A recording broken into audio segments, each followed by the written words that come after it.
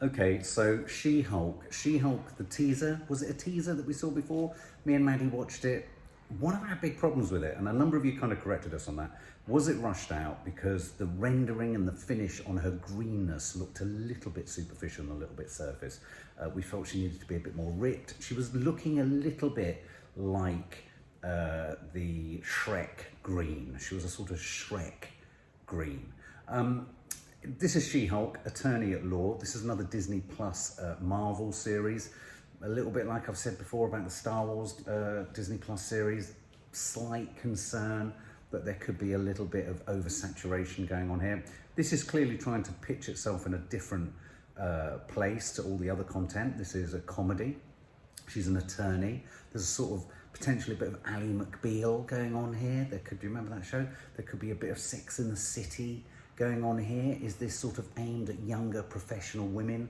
A bit more kind of comedy, sitcom type agenda, less about the special effects, which might be why we need to kind of get off that and stop focusing on that. And maybe it's a little bit more about the storylines and the situational comedy rather than it is about whether she looks like a Green Hulk.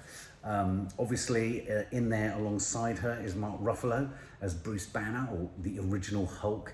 He was in the trailer. Tim Roth is in here too. And obviously She-Hulk herself is played by Tatiana Maslany. I don't know if I pronounced that correctly. So should we take a look at this? We weren't overly smitten with the first teaser, whatever it was. And I'm going to try and not just obsess about how green she is or how detailed she isn't. So let's check this out. I'm eating cherries.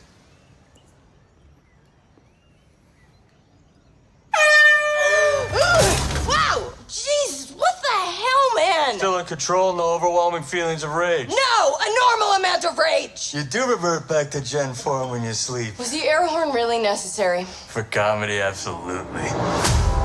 This is a multi-year journey you're about to embark on. Yes. Yeah. Who's your best friend? Mickey. Spandex. Spandex is your best friend. Being a Hulk asks for balance. I could do that. No. You have so much more to learn. Yes! So I'm clearly nailing it at all these things. If you want to go back to your life as a lawyer, I respect that. Uh-huh. He doesn't mean that.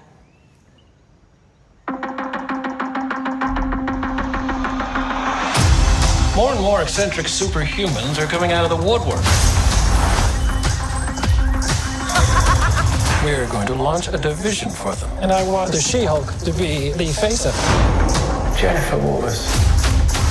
Namaste. I have a serious conflict of interest. This man tried to kill my cousin, Bruce. Yeah, that's quite all right. Oh. People only care because I'm representing Emil Blonsky. I think they care because they're like, hey, that girl's green. Jen, do your thing. God, I really like this outfit.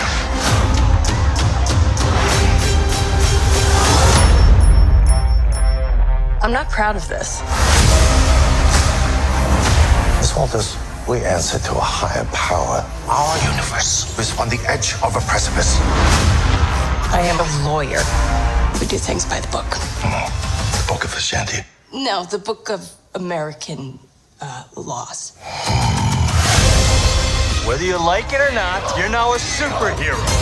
Let's do this. You know that friend you had in high school who was way cooler than you were, attractive, got all the attention from everyone? Hello.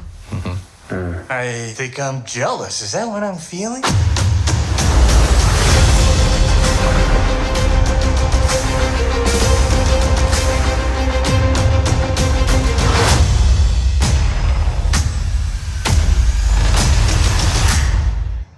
Who was that at the end? Who was that? Was that Deadpool? No. Was it Ant-Man? No. Who was it? Who was that at the end? I really liked all the stuff with her on Yoga Retreat. That kind of reminded me of Ibiza. Sort of balancing on one hand, namasteing, getting in touch with your inner self. The banter between her and Bruce Banner, the Hulk, aka the Hulk, was nice.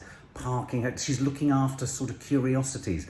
I notice it's a sort of neat way for Marvel to access that thing that the boys can access, which is just people with curious skills and sort of superpowers, but aren't necessarily superheroes. There seems to be an important distinction in there that she's not a superhero, but she has superpowers. And yet there are people sort of sprouting up everywhere with curious kind of aspects to them.